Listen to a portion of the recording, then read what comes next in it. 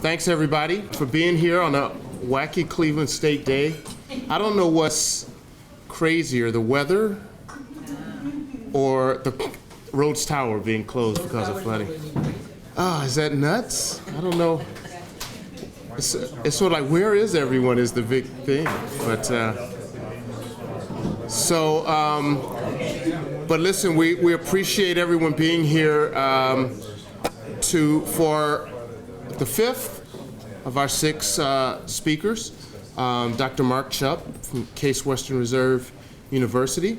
And we're also privileged to have with us Mayor Gary Norton, the mayor of East Cleveland, who is with us, and we'll be joining Mark in sharing. You know, our previous speaker, Gary Morass, sort of gave a big picture of looking externally and the role of university.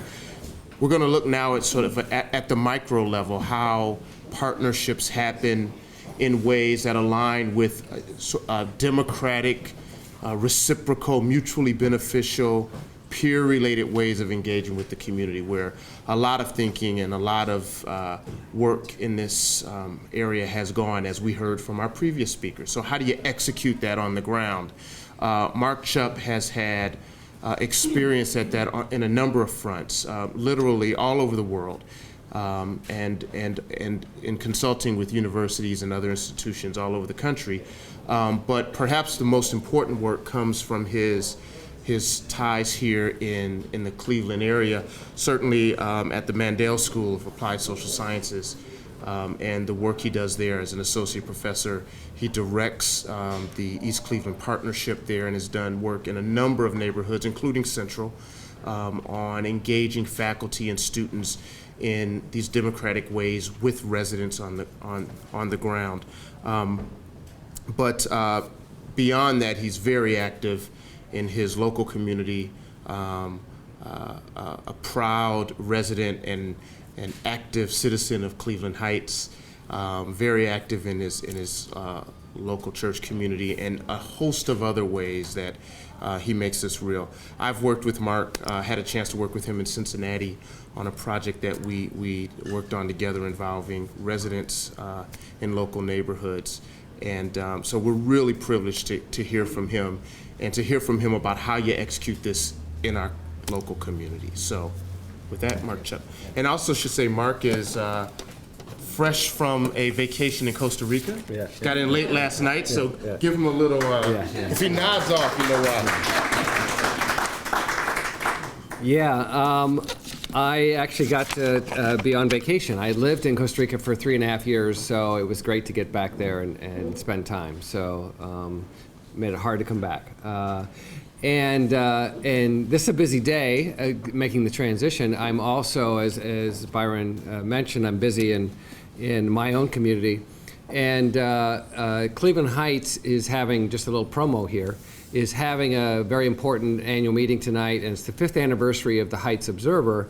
And we've brought in Peter Pula, a friend of mine also, who is the founder of something called Axiom News in Canada, and it does a lot of work in the United States, does a lot of work in Cincinnati.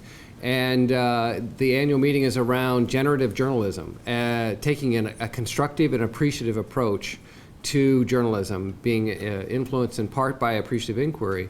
And then tomorrow there's a workshop for journalists that Peter's going to lead about how to do this kind of investigative journalism. He argues that investigative journalism is important and it shouldn't be undermined in any way. But what we need to be doing is investigating from a strengths perspective rather than looking for all the negative that we see in the media. So I think it's a great opportunity. So 6 o'clock tonight at the Community Center in Cleveland Heights, and then tomorrow morning. So we're here today to talk a little bit about the community engagement models and some of the experiences we've had. I'm going to talk a little bit from an academic perspective and from a journal article we wrote for the Journal of Community Practice, my colleague and I, Mark Joseph. And but we're also mainly going to talk from an experiential view of how we've been doing this. And having worked for the Levin College of Urban Affairs and with Phil Starr and Dennis Keating for 8 years, we did a lot of that work here. And so I'm going to share some of my learnings from that, and then specifically about some of the work we've been doing with CSU, particularly the Levin College, in building this East Cleveland partnership. And then we'll talk a little bit more about that service learning project we did that kind of was the signature initiative on vacant housing. And then we're going to ask the Honorable Mayor Gary Norton Jr. to give his comments and his response. And then we're actually going to kind of take it to the backside of the story and about what we've learned as a result of this process and some of the harder experiences. And during your table conversations, we encourage you to generate questions where we can even go a deeper level. And with the mayor's permission, we may even tell a few stories that shed light on at least some of my shortcomings and him confronting me on that. So it's fine to talk about your shortcomings. Yeah, I wanted to make sure I just set the parameters straight. So it's an election year, right, Yeah. Mayor? So that's what we're going to do. Sorry, I didn't bring my clicker. So I think about 4 different kinds of approaches to community engagement, and one of those being the whole notion that we at Case Western Reserve University are known for, right? We have millions of dollars of research going into applied research, where our, some of our faculty, particularly in medical school, talk about doing community research when what that really often means is doing research on, and their subjects come from the community, doing health-related research. And some of the shortcomings of that is it does expand knowledge in the field, but it has little direct impact on those who are being researched. A second model then is this expert-client model, and where we contract and do work that has some mutual benefit, but I would say there's some limitations as well as that, because as soon as the money stops, the work stops often, right? The contract's over, and so now it's time to move on to another contract. And it puts the university in the expert position. And then we often think about community engagement in terms of service learning. And I'm going to distinguish, if we have time at the end, I'll show you some of the review of the literature about service learning if we want to go into that. But the traditional service learning, I think, too often focuses on enhancing the student's education by getting them out of the classroom, without thinking about what's the role of the community. What impact does that have on the community? And I'm going to be very honest today. So one of our community partners from McGregor Senior Center called me one day and said, when we were early on in this process, he said, "I've gotten 5 emails or calls this week, all asking for an interview with me from your students. Couldn't you get this a little bit more organized?" And and it was right. He was right. And so we were early in this process. We had 5 sections doing community assessments, and lo and behold, a bunch of them wanted to interview him, even though they weren't given the topic of seniors necessarily. So we didn't have it very well coordinated. And so it was enhancing the students' learning, but it was not necessarily beneficial to the partner. In fact, it was a burden in that case. So that's some of the limitations with the traditional service learning.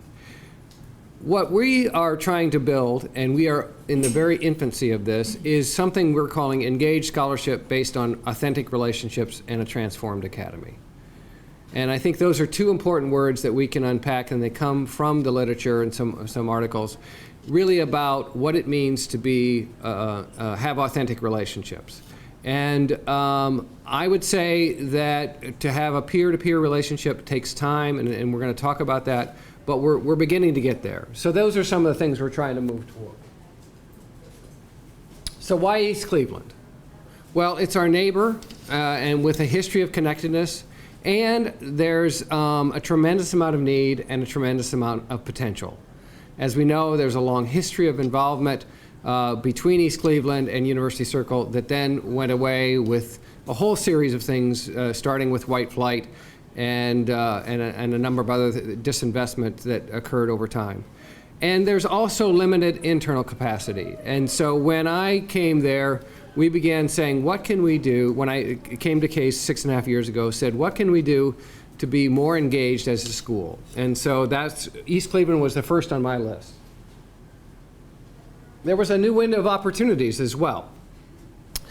The first one is sitting right here. Mayor Norton coming into office, and so Norm Krumholtz from the College of Urban Affairs, and I think Ned Hill was in that first meeting. I'm not sure if Dennis was there, but we met at MSS. Jack is a good-looking guy. Yeah. So we, that's part of that peer-to-peer relationship. So, yeah. I put pictures up of him. He says good things about me. Right. No. So the mayor's interest, his background, and just by way of a biography, I'll just say this right now because it fits while I'm talking about him. He has a degree in political science from here, as well as a master's in public administration from the College of Urban Affairs. So he's a CSU alum. He worked for Lots of people. I want to say councilman, but they weren't called councilmen. County Commissioner Peter Lawson Jones, and then was Barbara Bird Bennett, CEO of schools, and then he also was the president of East Cleveland City Council, and then became the mayor of East Cleveland. So he has a great background in public administration. And so that was a great opportunity. He brought that academic experience and knowledge, he brought professional experience, and he brought a vision. And so we were very excited about that. There was also the federal stimulus funds with the neighborhood stabilization program that was going to bring in potentially resources, as well as the Cuyahoga County Land Bank. And the other two things I think should not be short-sighted, and that is, we did that pilot project with our classes, and our students, they were supposed to give an advocacy speech at the end of the semester. And I remember this as clear as yesterday. One of our students said, in the advocacy speech, she directed it at the school and at the university. And she said, you have us going out there and learning about the community, but what has this school done to bring its resources and assets to bear on East Cleveland? And this is a rich history here and in this community, and there's dedicated residents, but there's not a commitment on the part of the university. And she was absolutely right. So it took me back to my master's in social work from University of Michigan, and one of my favorite quotes from one of my professors was, how can schools of social work be agents of social change? And so that's been an aspiration of mine. It's driven by my students. And so we said, we're going to do this. And in that process, we decided that we would increase engagement within University Circle and vice versa, getting East Cleveland and University Circle, trying to narrow that gap. We created a tour. We had 50 people load on a bus, leaders from across University Circle, and the mayor was new in office. And he gave a challenge that day when we did a tour, and we started at this bridge on Euclid Avenue, and he said, I challenge you to make this a bridge of connection, not a divider between our communities. And that became a very pivotal kind of vision for both the mayor and for us, and said, how do we make this be a form of connection? And just as parenthetically, and we'll get into this later, but our undergraduate first-year students were often told, don't ever go under that bridge because that's East Cleveland. Yeah. And so, think of the message there that's sending about our neighbor. And so that was a challenge for us, and we took it up.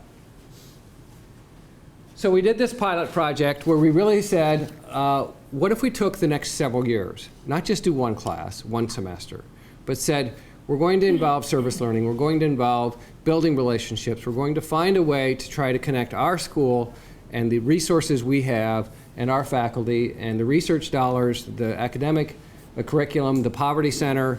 The Community Poverty Center is a research center at our school that does a lot of work on neighborhoods. And how can we use those resources and assets? And the objective of this kind of enhanced service learning project was really to develop what Mitchell calls authentic relationships with key community stakeholders, with an explicit goal of a long-term, mutually beneficial relationship between the school and the community. And so that was kind of our driving force. We created an aspirational statement And I would say it's aspirational because I don't think that we've implemented it fully. And I'll say a little bit more about that.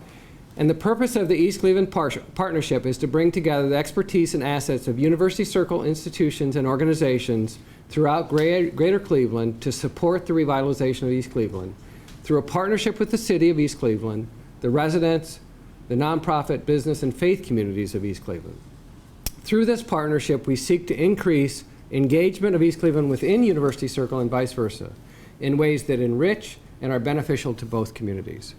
And so I think it's aspirational in the sense that we don't have all the institutions involved, and actually, to be honest, Cleveland State University has been as involved as any of the other institutions, with the exception of Neighborhood Connections, which I can talk a little bit about during the discussion. So, so we have a little bit of a video that I think I can show you. I love the neighborhood, I love the community. East Cleveland is not a dying city. There are people here committed in the long term to making this a great place. Our students and we as faculty designed a survey project to survey every vacant property in the city of East Cleveland. The goal was to determine which houses are suitable for rehab and which houses need to be demolished, because federal funds are designated for demolition and rehab. One of the things that I believe is possible through this East Cleveland Community Partnership is really the revitalization of East Cleveland so that it becomes a destination for people wanting to work in University Circle, but it also becomes a safer, revitalized community for the people who already live here. I've lived here for 4 years now. It's a community of people who work, who love their neighborhood. If you can see past some of the, the slum and the blight, that's kind of shocks you. But if you look down most of the streets, it's a beautiful place. All of the homes have their own character, and it's just a nice community. We've already begun to see a change in energy and in focus in the community. Our Mandel School students really understand what it means to look at the assets, even in the midst of deprivation and deterioration. And so it changes their thinking, and they become more excited about the potential for change and the opportunity to be a catalyst and an agent of change in the world.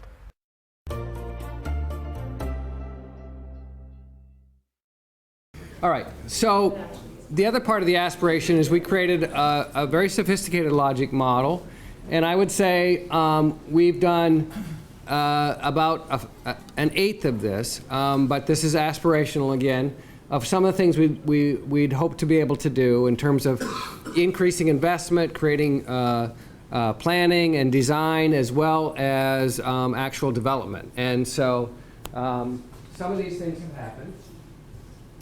But just to move forward, our goal was to shift the narrative about, as you saw in the logic model, to shift the narrative that is about East Cleveland. As I told you, undergraduates were told not to go to East Cleveland. It was seen as not a place to invest. There's all these stereotypes, as you know. And so we said, how can we begin to shift that? Well, one of the ways is and this came up when our students went out and did field work, is they began to see the tremendous assets that were in East Cleveland. And these are just some of those. And so we began to elevate those, find ways to build relationships with these partners, and create partnerships and elevate these assets. And so that was one part of that. And then the second part was in 2009, we did a massive undertaking, and we conducted, in partnership with the Northeast Ohio Alliance of Hope, for Hope, NOAA, with Travell Harp, is the executive director. And we worked with NOAA and actually the East Cleveland Fire Department, and Doug Zook volunteered the firefighters to kind of be there as support as well. And all of our first year students in 5 classes in this macro foundation skills class went and did a visual inspection of every residential street and every vacant property they could identify. We then took that information, well, let me say a little more about that. So they went street by street, and then these groups developed assessments that were written assessments focused on the impact of that vacant housing on the quality of life, and they did additional research. And we calculated as a school that was a contribution of $50,000 in labor, from the student labor that was free, as well as $7,500 from the Center on Urban Poverty and Community Development, which did GIS mapping and data analysis as an in-kind contribution, and actually trained some of the city employees in that process as well. What we found is that 20% of all the parcels with residential structures were vacant. 40% of all the vacant structures that probably needed to be demolished were rated as a D or an F. And there were 236 vacant lots, 4% of all of the residential parcels. The students then developed 75 proposals that were to address the impact of that vacant housing on education, on safety, and employment, workforce development, and seniors. And then they created these unified case projects that were presented to about 75 people, including City Council and the mayor, at the East Cleveland Public Library. I should note that this project actually began under the previous mayor. So we've always said in our aspirational purpose statement that our partnership is with the community of East Cleveland. And to be honest, the previous mayor, during the election, went to the plain dealer and said that we were, we supported him. And I had to make it clear, we support the community of East Cleveland and all elected officials. And so we didn't take a stance on the position of who should be mayor. We said we work with whoever the community elects. It's not our decision to do that. But we made a smooth transition, and one of the things that happened as a result of that in our meeting with Mayor Norton is when he took office, he made it very clear, he took a strategic position to say, okay, this is all, just so you know, the red and the darker red is an F grading, the orange is a D grading, and then the green is vacant land. But you'll see there's a lot of vacant property right here. This is Euclid Avenue, and Case is right here. And the mayor took a strategic position, which he can talk about, to say, we're going to concentrate the neighborhood stabilization funds on that area. And so I'm going to turn it over to him. So we provided this, both the data behind this and the map, to the incoming mayor, and then this is what he did with it. So we'll have the mayor talk, and then I'll come back and say some of the lessons we learned from that. And I can push through these slides if you want. All right. Well, good afternoon, everyone. And I should just say, I can never control what he says or how long he talks. And so we'll see where this is going to go. You're right, Mark. You can never control what I say or what I... He gets out of hand, I will heckle. Yeah, very good, very good. But we have something for hecklers, too. Well, it's wonderful to be here, and it's great to be invited back to one's alma mater. And I was just saying it's a remarkable thing as a CSU student who went to the old Levin College, Professor Keating, you remember that, where most of my classes were held in the basement. I took that personal after a while. And, oh, the lower level, I'm sorry. The basement, where most of my classes were held. But it was amazing today to come. I didn't know that there was a Parker Hannafin Hall, but to know that Parker Hannafin Hall not only exists, but exists right next to the parking garage where I was able to find a space on the lower level, not the basement, but the lower level. That's a remarkable thing. So this university has come a long way, and it's great to be here. Those of you who watch the news and know anything about East Cleveland, those of you who are from here, you know that we have a long history, some of which we love, others of which we want to change. And Mark and Case have been a wonderful partner in doing that. What we really want to do is change people's minds about East Cleveland. And changing people's minds sounds simple, but when you think about the process of what it takes to change someone's perception and mind about a city that's had the history and has the current perception that East Cleveland has, it can be a tremendous undertaking. In fact, as a mayor, if I changed and if we changed every single thing about East Cleveland and improve everything dramatically, there are still many people who will always have the same old perception of East Cleveland. We could work our tails off and actually do good work. Some people's minds will never ever change. So it's a very, very difficult thing to do. But we're not out there to change everybody's mind or recruit everybody. We want the few people who will believe, the few people who make it work, a few people who are willing to be pioneers and invest on the ground level or the lower level or the basement of the work, because that's where the good work is done. As Mark said, there was a good piece of information that was provided to me as the incoming mayor. That was the identification relatively early on of the urban impact of the housing foreclosure crisis, the financial crisis. And that was, yes, people are being taken away from their homes, having their homes taken away from them. The economy has hit the tank. The entire housing market and industry has done something that we have never seen it do before. Houses lose the majority of their value in an overinflated market, and it hits everybody like a bomb. In East Cleveland in particular, which already had a particularly fragile housing market with particularly fragile families who cannot deal with this sort of thing, people who did buy their houses at the top of the market, people who were in exotic loan situations were just washed away. We had a slow motion. Everybody saw what happened to New Orleans in Katrina. We had a slow motion Katrina over about 5 years in our housing market and housing stock. It was crazy. We knew that there was something wrong, but what Mark and company helped us do was to quantify and identify what that problem really was. We had a problem based on a number of factors with vacant and abandoned houses. A percentage of our housing stock was standing vacant, standing vandalized, that makes safety issues. It makes our city services less efficient. Many of our police and fire calls actually are to vacant and abandoned structures. They respond because there's more likely to be a fire, there's more likely to be an injury, there's more likely to be criminal activity taking place at a structure where there is no one living there and it's vacant and abandoned and open than there is in an occupied structure. And what it means, Mr. Keating, from a city efficiency standpoint, is that the money we spend on police and fire is spent in many cases to address places where nobody lives. That's inefficient. If a city's money and resources are being spent to address places where nobody lives, that's inefficient. We want to spend our safety and security money where people live.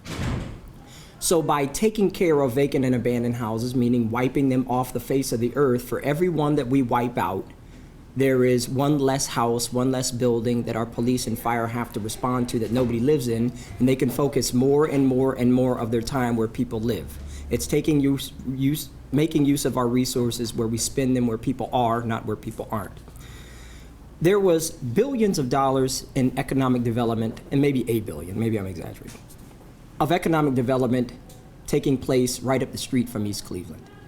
East Cleveland in general is in some state of poverty, with the exception of a few pockets, while there is thriving economic activity right across the city border at University Circle. There was zero with us.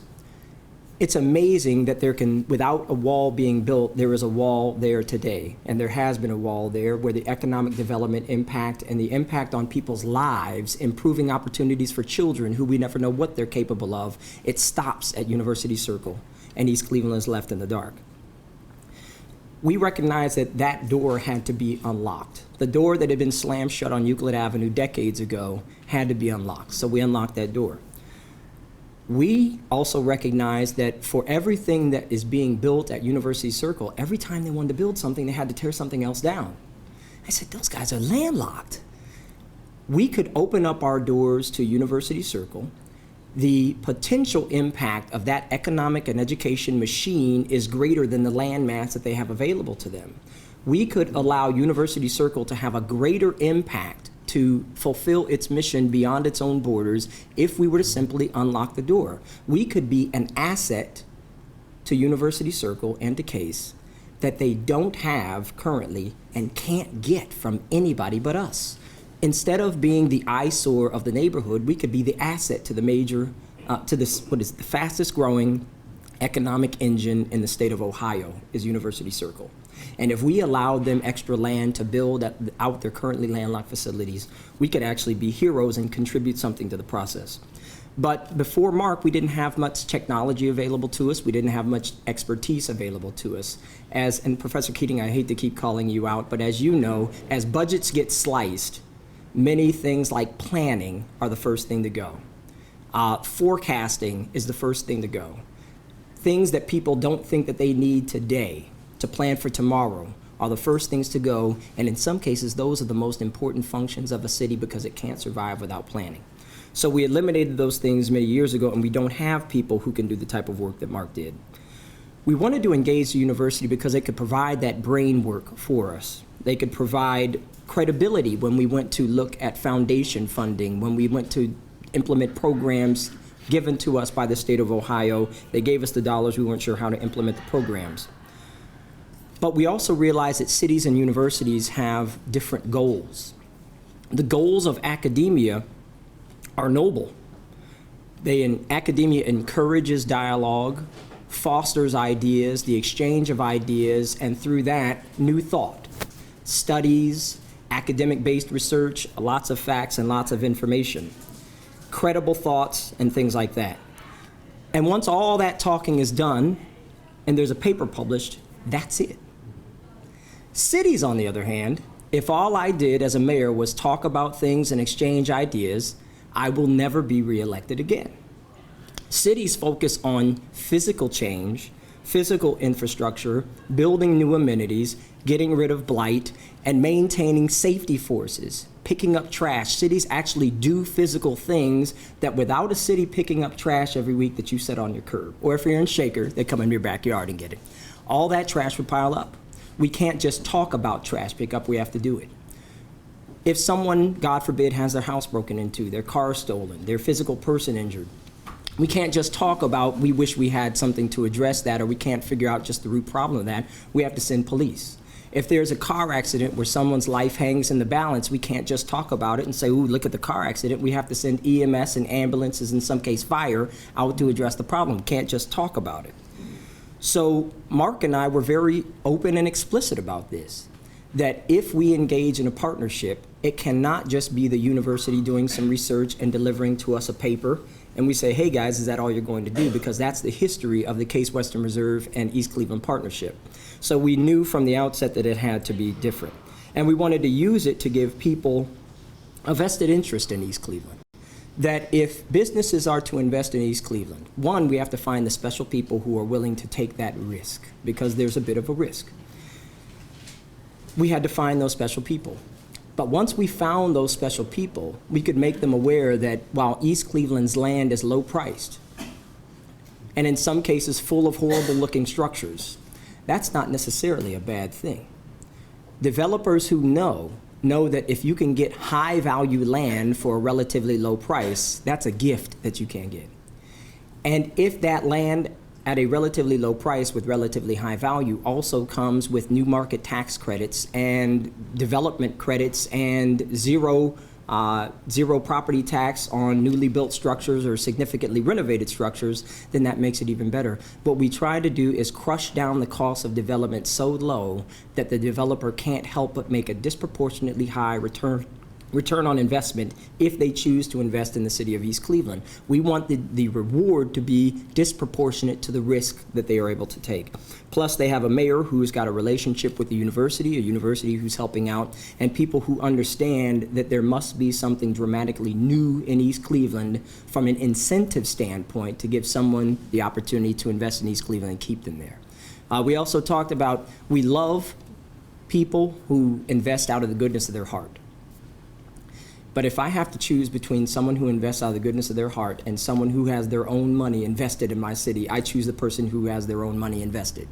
I choose the person who has a financial interest and economic interest in the city of East Cleveland, because the goodness of your heart can go away.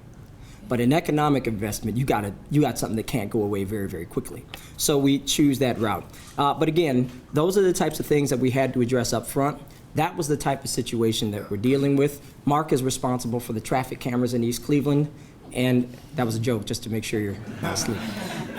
But Me and my family have helped invest in the community. and just know, Mark, that your dollars are well spent and business is good. So we appreciate that. But with that, I could talk for 20 more minutes, but I will spare you the agony of that and go to Mark, the next portion of your conversation. One thing, though, the map that you just had up, Yep. when Mark mentioned that we had some $2.2 million in neighborhood stabilization program resources, neighborhood stabilization program was the Bush administration's answer to the issue that cities have with vacant and abandoned houses. We could do a number of things. What you see here is a map of East Cleveland. This is one corner of our city. This here is the University Circle area. a lot of dilapidated structures along Euclid Avenue as you get into East Cleveland. What we try to do when we talk about crushing down the cost of economic development, we know that developers prefer a field of grass versus a parcel that has bad structures on it that they have to get rid of.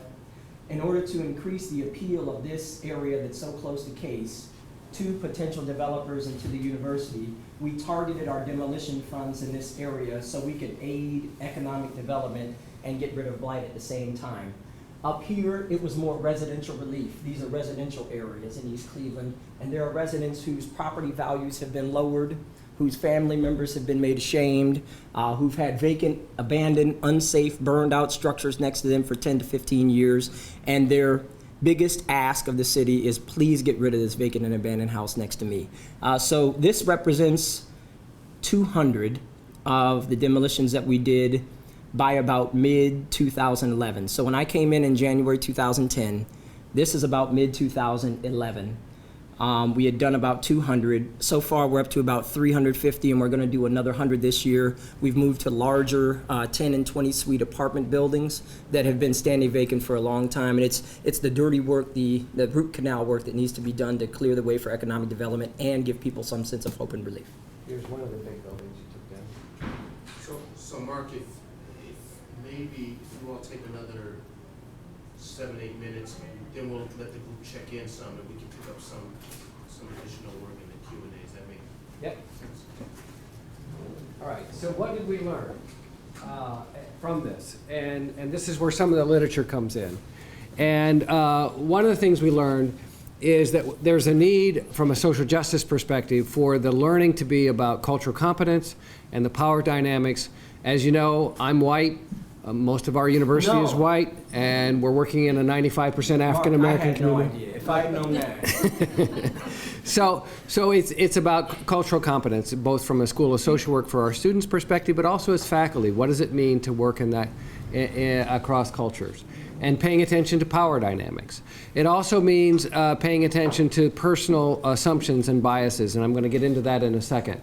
And the opportunities for intergroup contact to build that sense of empathy, mutual respect, and understanding. Our students, I can honestly say they are often were afraid to go into East Cleveland, but as they were there, they developed these relationships with residents because we had them do interviews with residents and community leaders, and they came back with this great sense of, oh my gosh, the people of East Cleveland are amazing. And and we worked on that. We held a number of meetings on a regular basis with community leaders and participated in community meetings to do that. What were some of the challenges we faced that we learned from our service learning? The semester timeline and the organization of coursework meant that our relationships with our partners were strained, and particularly with NOAA, and that we didn't handle that well, and so we learned some things from that. And through that dialogue, we developed a document that I want to point to. I have a copy of it here somewhere. Right here. That we called the MSS Interest and Expectations. And it's 3 pages long, and it goes through in great detail what our interests were, what our expectations were behind our involvement. Because there were questions. I teach a course in community organizing, so it was natural for them to say, are you going to come and do organizing? We are an organizing organization. We already exist in East Cleveland. Are you going to come and organize the community? So, is this a threat to that? And also, we're there just to do research and publish, or were we actually there to make a difference? And so we had 6 main points that we wanted to say. I'll just mention a couple of these. Serve as the catalyst for the revitalization of East Cleveland, supporting and providing capacity building to leaders of public and nonprofit organizations. So the way we work on the revitalization is through the leaders themselves. Work to ensure that diverse voices participate in the decisions that affect the lives of marginalized populations. So we did say we wanted to conduct research, and we wanted to learn from that and share it with other communities. We talked about our institutional interest as well, and not just our personal interest as faculty. And then some 4 principles I'll mention: authentic, meaningful, and broadly inclusive resident engagement, reciprocity. University and MSS will give as much or more than we as institutions get. East Cleveland benefits from the participation of Case Western. East Cleveland contributes to and enriches the university and MSS. So we tried to make this a two-way relationship. Authentic and honest relationships in which everyone freely expresses their aspirations, questions, concerns, and feedback, and promote equity and social justice within the community and across communities. Then we had some hopes for ourselves and hopes for our partners, some action steps, and some indicators of success. That document, we had, in essence, a series of dialogues that led to that, and that was a very important part of our process to do that, and I wish we would have done that at the beginning. Another thing from the literature that I thought was very important to point out today is that this sense of redistributing power among those in the service learning process. So we had not been sharing how much resources were being used by the university. What did it look like dollar-wise? So we became more transparent. And the fact that I had a course buyout and what that amounted to, what time was donated, what time were we getting paid for, and being very explicit about that. And then trying to channel resources to the community itself. And so developing proposals that included payment of community workers from East Cleveland. And this identification of authentic relationships and working for social change, meaning the actual amelioration of the social conditions that were there, not just doing good, but changing structures. Finally, what were the implications? A couple more slides I'll give, and then I want to go on to the table talk that Byron mentioned. Another article that we found very helpful is this notion about what does it mean for the university? I said before, there's a hidden curriculum or an unstated lessons that are learned inside and outside the classroom. So if we're saying we want people to be in East Cleveland, we want to create this partnership, and the university personnel are saying to first-year students, don't ever go to East Cleveland. And so we had to adjust that. So we now do an orientation for first-year students, and we take students into East Cleveland, or we give them a presentation about East Cleveland. And so what is the educational atmosphere, culture, or climate? Do people feel, one of the things we learned through a youth program we have is from East Cleveland, is that, you know, it's a two-way street. The division is both ways. East Cleveland residents don't feel welcome in University Circle. Young people in particular don't feel that they are welcome there. And so what kind of a culture or environment are we trying to create? And the social role of the university and how good the university is as an institutional neighbor. One of the things President Snyder has done is been very explicit about being a good neighbor. And so some of the things she's done is she's gone on a tour into the neighborhood and to East Cleveland with us and learned and met with people. This is a little diagram. I can come back to that. I'm not going to go into that now. So what else did we do beyond the service learning? We convened a retreat with Cy Murray and Zoe at the Case Farm. The mayor's laughing. It didn't work. Yeah. If you know anything about the relationships between the mayor and the council, it's historically been a tough one.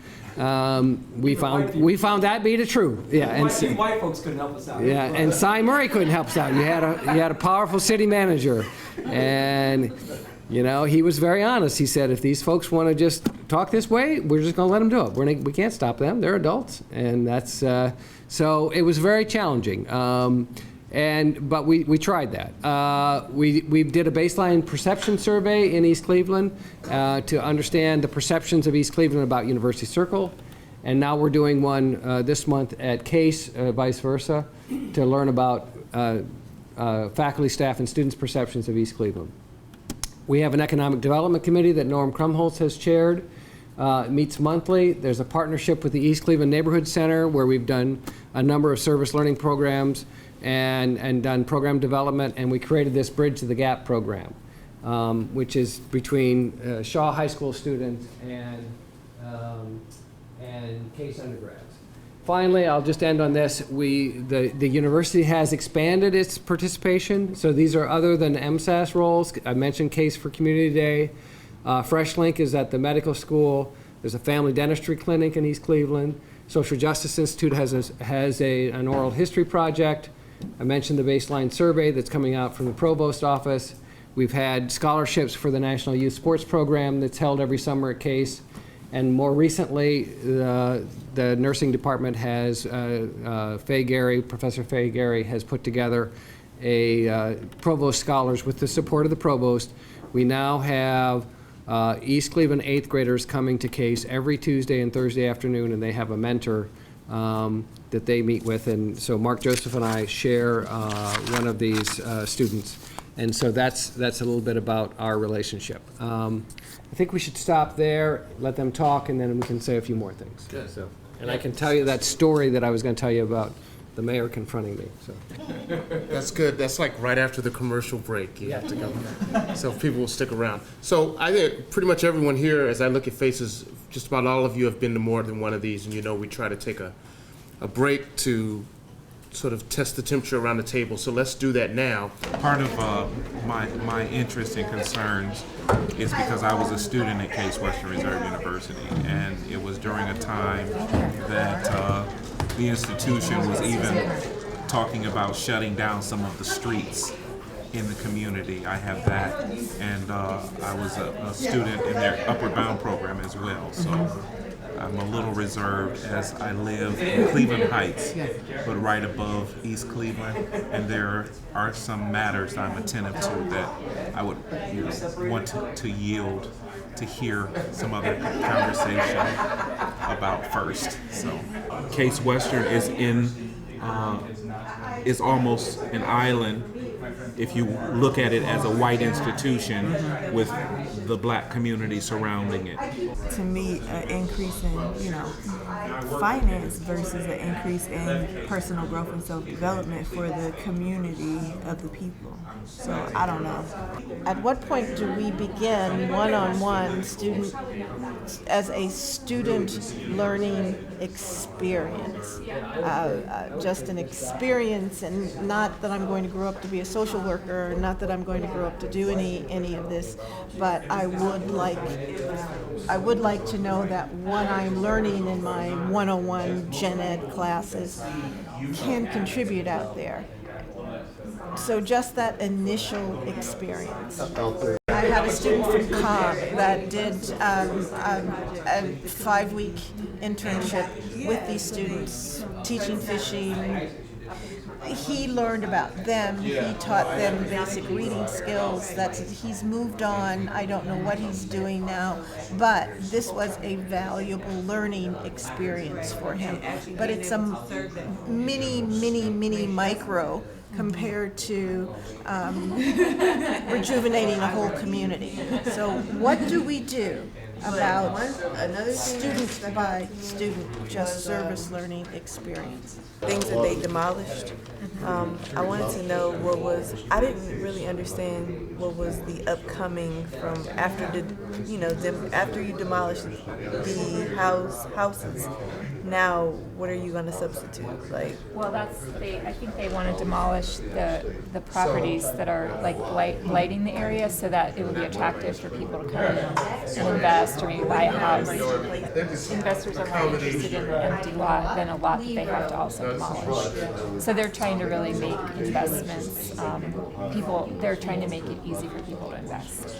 And it's a completely different culture. It's a completely different set of buildings. It's a completely different, you have your dollar stores and you have your gas stations and you have your different type of restaurants that members of East Cleveland are very comfortable with. Will they come over to that end of East Cleveland that it is gentrified? It is around the Cleveland Modern Museum of Art, and just really higher end type stores, you could say. I don't know if they're higher end. They're different, but you're exactly right.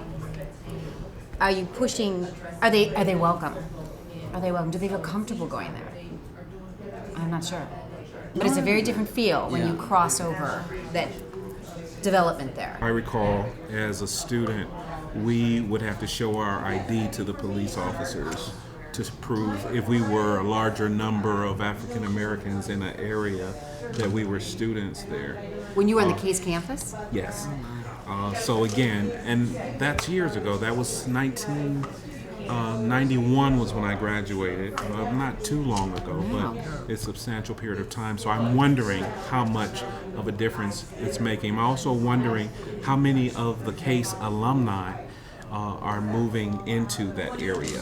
So the products of your institution, are they, after they have this experience, is there tracking of the investment of these students, the students back into the East Cleveland community? So how many of the students from Case Western who are participating in this will then relocate to move into East Cleveland versus saying you've had a nice, conversation with me, the longevity in the development of the invested relationship.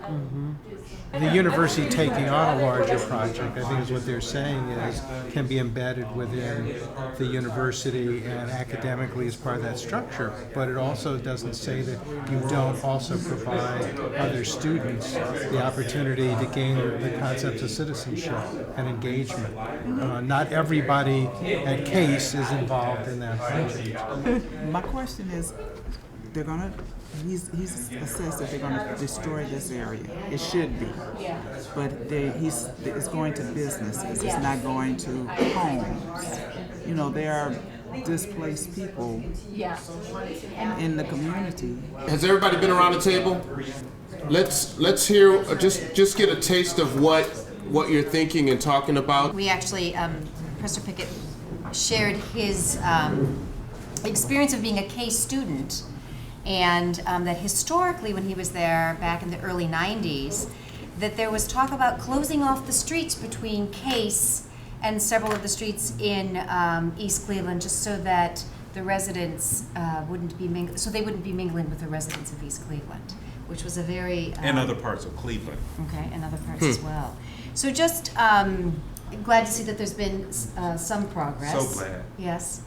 And as well, there's though a concern at this point about University Circle and Case working with the citizens of East Cleveland, or are they working with city officials and city government? That's good. Okay, so let's address that when we'll go around and come back. Good. That's very good. The last thing that he pointed out, this is very close to home, is the idea that there are many cultural jewels in the city of East Cleveland.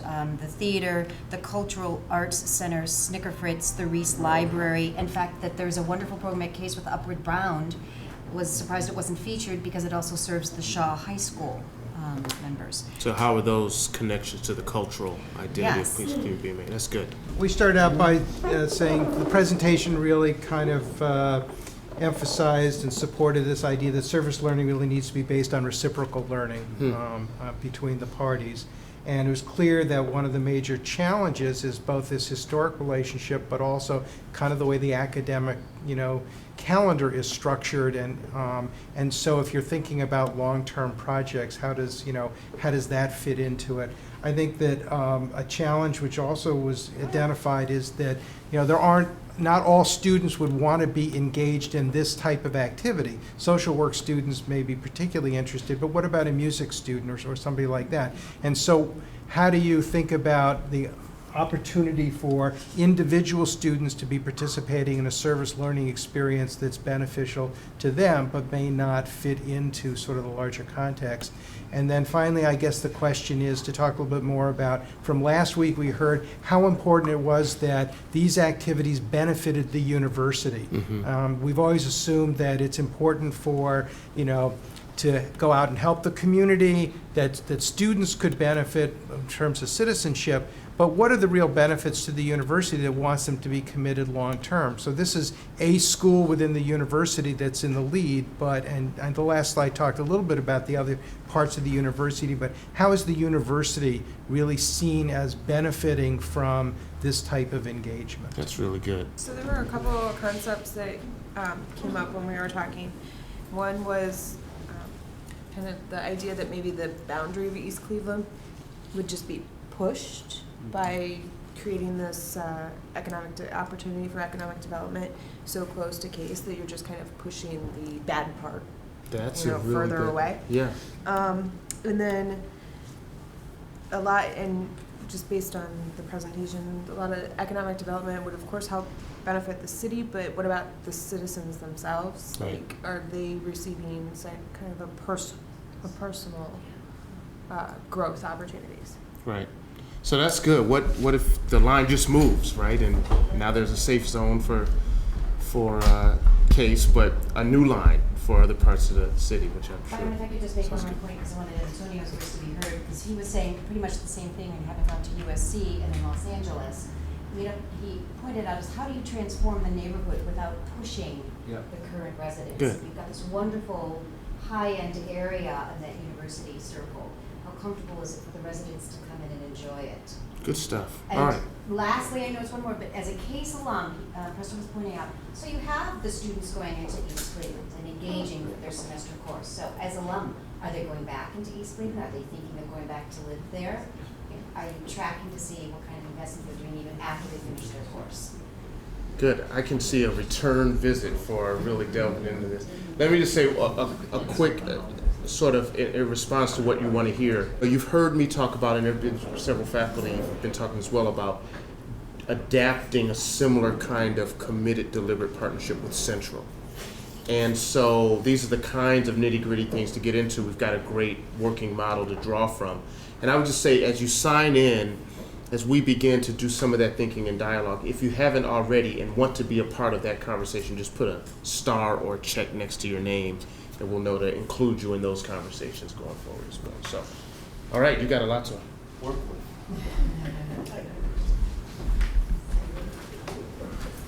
Well, I do have some of these points that I wanted to address that are here. And I just say a little bit about these. I think these are really the right questions. There does need to be an institutional commitment to cultivating a trusting relationship and that kind of partnership. And that needs to come from the whole institution, not just from a faculty member or even a dean of a school. So how do we identify ways in which the things that run counter to what we're trying to do actually are worked at? And I would say that our provost has taken the lead on this with strong backing and support from the president, and the provost scholars is an effort to invest the resources of the university in that. And he particularly had a vision for working with the schools and with youth. And what's in it for the university, I'll be explicit about that. We don't have the diverse undergraduate population we would like to have, and we have not been reaching our targets on that.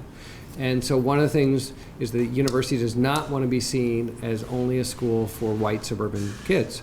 And so that part of the provost scholars is if we can mentor these students, we'd love to be able to have them come and after from 8th grade, starting at 8th grade, and by the time they graduate, become Case students. I mean, that's the university would love to have that. The university also is very concerned about safety. I think one of the things that was a telling point for President Snyder, and this is much like University of Pennsylvania with the West Philadelphia area, is that on a Sunday morning a few years ago, I think the week before graduation, on the Wade Oval Lagoon, right in front of the Museum of Art, 11 o'clock on a Sunday morning, a student was raped. And it was daytime, very public place, and there was this concern about, and there's always this concern about safety. Our students get mugged a lot, their laptops stolen, their phones stolen, and there's a presumption that the perpetrators are coming from surrounding neighborhoods. And so there's a very clear self-interest of trying to create safer neighborhoods around East Cleveland so that you don't have this impact in terms of crime. That's how the neighborhood, that's how the university would frame it, I think. Another self-interest on the part of the university, I think, is to, and this is again coming from President Snyder, is to change that view of the university as an ivory tower that doesn't care about Cleveland. We want to be a university that is of national prominence, doing work all over the world, but we also want to be relevant and beneficial to our own community. And East Cleveland is a place that has great need and has an opportunity to do that. So those are some of the explicit things. To be honest, it hasn't always worked out as well as we wanted. There's some backstories.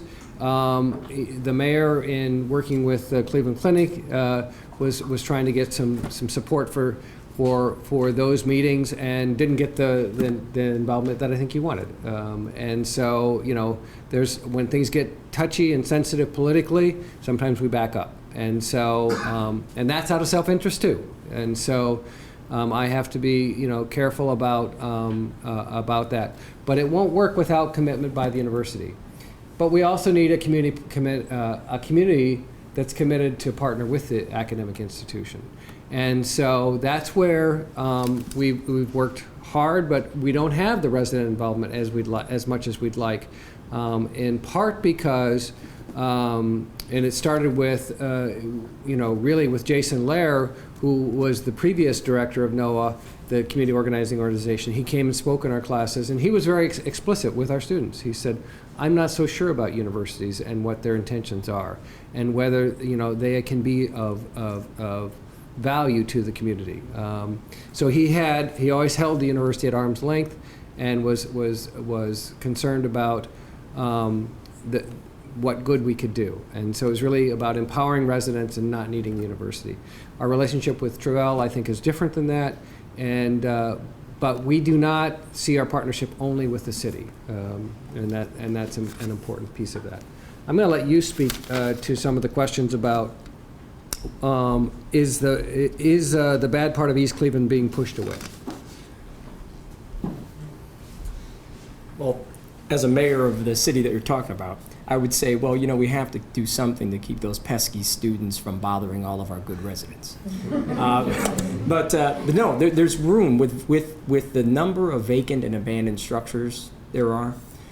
There's room for an integrated community, really. And if there's any place that an integrated community can be built, it's a place where there's a demand for 3,000 new housing units that don't yet exist. There's a demand based on the number of people who want to be in University Circle for about 3,000 housing units. They're about 3,000 short. They will build those they'll build them in shoe boxes. They're building right next to RTA rapid tracks and squeezing them in places where they normally wouldn't be. There's a very dense and sticky situation, which is a good thing, that there's a place where people want to live. We believe in supply and demand.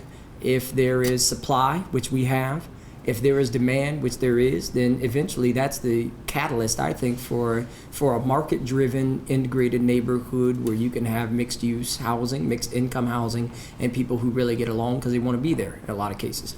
Because there are great neighbors.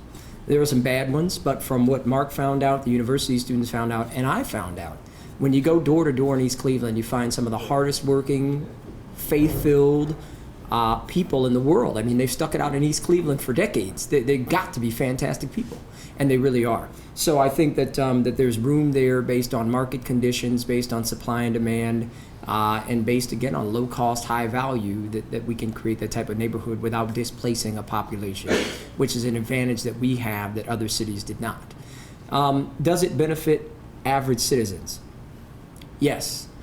CASE doesn't just work with city officials. CASE works through another person named Rhonda Williams with our students in the school district.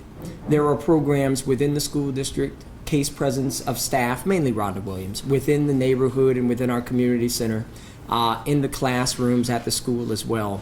And Rhonda does a very good job of connecting with young people. One of the things that I didn't mention that was a goal of mine was to get as many East Cleveland youngsters as we can onto a college campus, whether they want to be there or not. We want to make East Cleveland students know, particularly those whose parents and grandparents did not go to college, those first generation potential college students, that they belong on a college campus, number one. And number two, if we get them there, then they can ask questions and observe. They can ask you, professors and administrators. They can ask other students. They can ask people like me. College, and Preston Pickett saw some of my undergraduate years. My undergraduate years were fantastic. And the 1 year of graduate school I got through in 12 months, that was fantastic too. The undergraduate years were fantastic, not just because of the education, but because of a lot of the social and just person building aspects. The graduate student experience was great because I learned how to plan as a student and got out of graduate school in 12 months. A student who is from a first generation type of family can learn a lot just from being on a campus and can learn about financial aid and know that they have a place there and know how to get into school and to succeed. So going back again to the question, Does it just work with city officials, and are they just dealing with city officials? The answer is no. And then when they do deal with city officials, you talk about the study that Case Western Reserve helped out with and that MSS helped out with, where they identified by address and condition some of the vacant and abandoned structures that we need to deal with. People benefit, families benefit, neighborhoods benefit when, based on Case Western Reserve and NOAA's work, I go in as the mayor and demolish the very structures that they rated D and F. So whether it's directly or indirectly, their work benefits a lot of people. Just to pick up on that, a couple things related to Phil's comments. The semester deadline is a real challenge. But the free labor of the students and the impact it has on the students and the benefit they can provide to the community, I think, make it worth it. So just to tell a little more of the story, after that one semester of the housing assessment, visual inspection, the Poverty Center then took that data and did some analysis of it. That was over the summer. And then the following fall, an additional class, a second-year class of mine, took the data and then did, in the target area, did detailed property assessments based on the Poverty Center and Land Bank databases, and then actually provide property investigations on each of those vacant properties in the target area. So updating all of the different fields from the assessor's office to identifying the property owner. That became something the Community Development Department used directly to do that.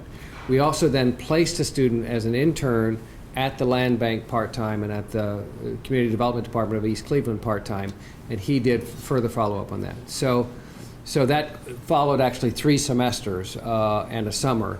So that was over a year's worth of work, a year and 3 months worth of work to do that. Mark Joseph in his class has done the same thing with East Cleveland Neighborhood Center.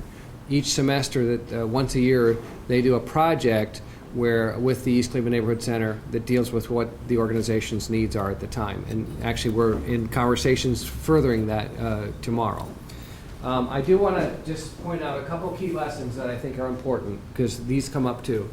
The development of these authentic relationships requires a multi-year commitment. You have to have well-placed champions in the university. I mentioned the provost was very involved. At his previous university, he was involved. He's an engineer, so he likes logic models, he likes diagrams and flowcharts, and we had to sell this to him. And the Social Justice Institute as well got support for the work in East Cleveland. But you also need champions in the community. In this case, we have the mayor, but we also have some other, Dabney Conwell, the director of East Cleveland Neighborhood Center. I'm going to a meeting right now after this where the Cleveland Foundation is convening meetings with community leaders about MyCom. And this is kind of a breakthrough, because it's not often common that the superintendent of schools, the nonprofit leaders, and the city officials all get together in the same room. And so that's a very good thing. Management and administrative support for the partnership are very important. Really, this wouldn't go as smoothly. The meeting today is a good example of this without the mayor's assistant.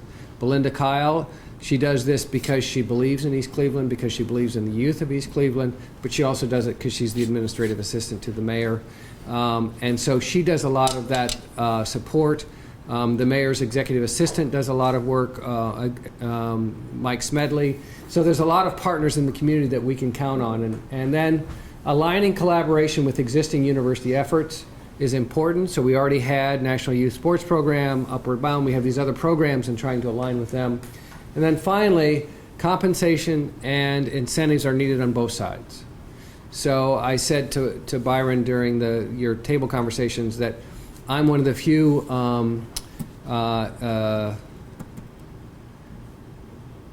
I said stupid, but I don't know what else to say.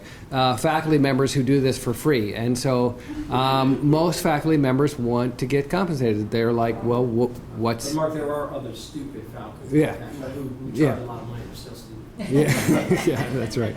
But, so getting the resources, because some faculty will just not step forward unless there is, some where does it show up on my annual review, that kind of thing. So incentives, we have institutional alliance grants, and that's how the Social Justice Institute was funded to do this work. And so those are grants from the Provost Office, and they require collaboration between schools. And so that's an example of that. But compensation is needed in the community too, because this takes time to develop these relationships. Finally, I want to tell the one story that I said I would tell you. I was sitting in my living room one day, and one of the things the mayor said is that the university helps provide credibility to the community. And I often get calls or people that email me and say, "What about East Cleveland? Is it can I work there? What about this?" But I get a text one day in my living room, and it's from the mayor, and it's a blistering text message about, don't you ever speak on behalf of me, and he went into great detail. So we went back and forth on these text messages, and neither one of us can remember what it was about. But evidently, I had said, somebody had contacted me, and I had said something trying to speak, favorably about the mayor, and obviously I misspoke. And so it got back to him, and he did not like the rendition I had given about what the situation was. And so he confronted me, and after 20 emails or text messages and things, we're still here. So yeah. So there are a lot of stories like that where we've had, and within the university, there's a lot of politics within the university, and we don't always work together. And so who's in charge? Those kind of things. So those are real dynamics, and we face them all the time. But that's why it takes a long-term commitment. But I think you wanted to ask, is there time for a couple more questions? Yeah, let's see. I think there were. Unless the mayor wants to respond to anything I've said. Yeah. Can you review again the centers or the different entities that are involved? I'm seeing Social Justice Institute, some individual faculty, a poverty center. You have an engagement center as well? Center for Civic Engagement and Learning. And so they are involved in the Bridge the Gap program. One of the things we did, I didn't put up there, is we did an institutional scan. We had a doctoral student do a scan of all of the involvement in East Cleveland. So if you go to our Center for Community Partnerships, which is not the Center for Civic Engagement and Learning, and that would be one lesson I would say to the administration at CSU. Don't create two centers that are housed in different parts of the university that do a lot of community engagement. Because I just got an email yesterday that people were confusing what does Letitia James do and what does Betsy Banks do, and they're two different departments under two different divisions, and they both do community partnerships. So that gets it gets confusing for us, let alone for for our community partners. But anyway, Case for Community Today is run by the Center for Community Partnerships, and that's Letitia James. They're coordinating the Provost Scholars. So that's an institutional high, reports to the President's office. That level of involvement. Then we have our service learning component, which is the Center for Civic Engagement and Learning, and they do a whole other set of activities, and they do internships, and they've been our partner on Bridge the Gap. School of Nursing is a partner in the Provost Scholars. There's a lot of programs that were already existing that are involved. Social Justice Institute is in the College of Arts and Sciences, but it really crosses all of the university sections. There's one element I'd add to this. Now this is family dentistry is another one. Yeah. Now this is from somebody who's not an academician, not in any way, shape, or form involved in a university, and barely got out of the one that he was in. When as mayor, I looked at Case and saw different institutions within Case, for instance, MSS and Social Justice Alliance and community outreach or community engagement, whatever they are. There were, in some cases, and I won't name names, there were turf wars between them, fighting over who got funding for which program to serve East Cleveland, and it got personal between well, I'll tell you one of the people involved was Mark. I won't tell you the other people. But there were arguments between them that were so obvious that I could tell what they were. And it really affected the programs themselves. And one of the reasons, again, for that text message, it was around the times when one of those turf wars was occurring. There were two people at the university, two entities fighting over who would control this program and what goes into it. And there was an image being projected by one side to an outside funder that they were running one portion. And I was like, wait a minute, that's not how it's supposed to go. So be careful within Cleveland State or Tri-C, whatever your institution is, that there is a clear line of which part of the agency is running or in charge of, whatever it is, the particular program or set of programs, because if there is friction within the institution, it can eventually have a negative impact on the clients that you're ultimately trying to serve. Dennis. So what about the other 800-pound gorilla, University Circle Link? Are they, I don't know, involved in this, or is the perception from East Cleveland that somehow University Circle Link? They were a partner on the Circle East project that the mayor can talk about. I will say that one way we have avoided some of the politics we just talked about is through something Neighborhood Connections has started, which is a program of the Cleveland Foundations. They are involved in a Greater University initiative, and I have a whole set of slides about the work that we've been doing with them. Greater University Circle. Greater University Circle, not University Circle. But they do networking events. They've gotten a lot of activity of residents because of all of their, in all of the Cleveland neighborhoods, as well as East Cleveland, that surround University Circle. And that's been a very positive thing. And they've been kind of Switzerland, because they don't get into the university politics. They don't get into the University Circle Inc. politics. But University Circle Inc. is also trying to do some community engagement, and their person for that comes to the networking events of Neighborhood Connections. So we haven't been as active in making that happen. We have tried to promote some things in University Circle, like creating a mixed income housing development in one of the projects that University Circle owns, but University UCI owns, but we haven't done that. But you've worked with them on Circle East. Yes, University Circle, that bus trip that Mark told you about. Yeah. At the beginning of my term as mayor, one of the things that I said at University Circle Incorporated owned a piece of land in East Cleveland, and for about 10 to 15 years it's been a parking lot, and a shabbily kept parking lot. And at the outset of the bus tour I said, look, one of the things that I want to come out of this is that we have to turn this into something more than a parking lot. As we learned about highest and best use of a piece of property, you always want to have a property used for what the highest and best use for that property is. And if the highest and best use at that time for University Circle's property on Euclid Avenue in East Cleveland is a parking lot that's shabbily kept, that's a bad sign for our relationship. But within a year, that was transformed to Circle East townhouses.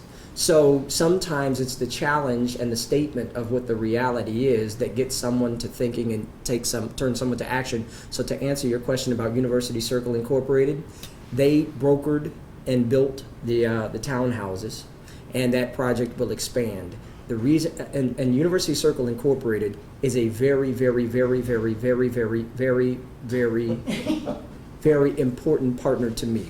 They're one of the most important, because that demand for 3,000 housing units, one of University Circle Incorporated's missions is to provide enough housing to accommodate the demand around the circle. So that's why they built these. There's an economic interest in that. There's an economic argument for that. There's a financial win in it for the developer of these townhouses. And I look for those types of things because Mark focuses on people.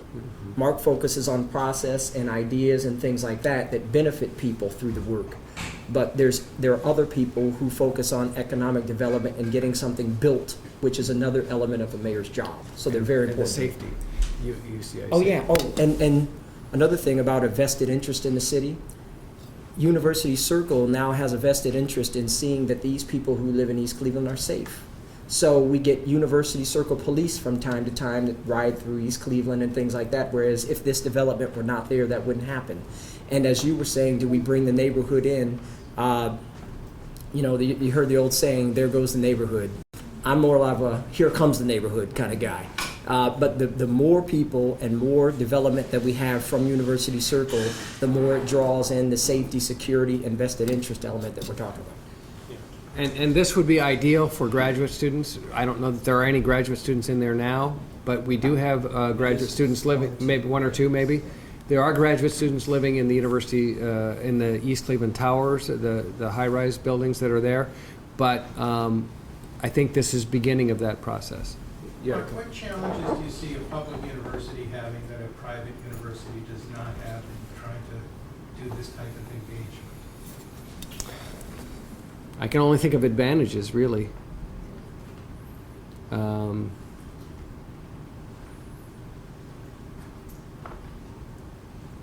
I don't know. What advantage do you I think the advantage is I think there's a greater commitment at a public university to its surrounding community because of public resources and taxes that are, there's this sense of public obligation that I think comes to the community, whereas Case has always sort of had this image of being a national university, a private university.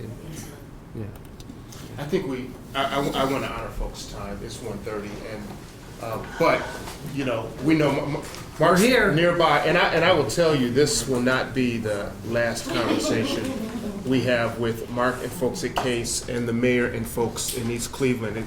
It's just foolish not to have this great example and model and right down the street and not learn from it as we begin to embark. So thank you both for your time. I really appreciate it.